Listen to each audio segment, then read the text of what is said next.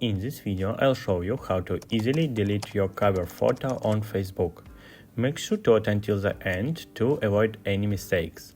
Let's get started. First, open the Facebook app.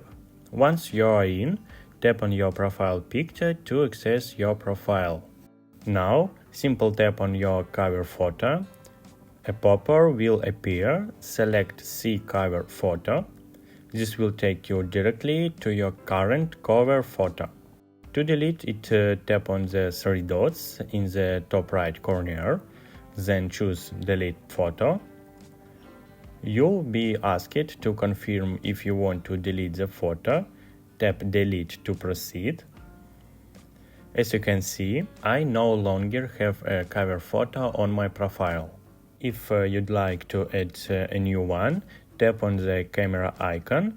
From there, you can either upload a new photo from your camera roll or choose one from the photos already uploaded to your account. Let's say I want to choose an exciting photo. I'll pick this one and I can adjust its position by dragging it up or down. Once you're satisfied, just hit save. And that's it. If you found this video helpful, please give it a thumbs up.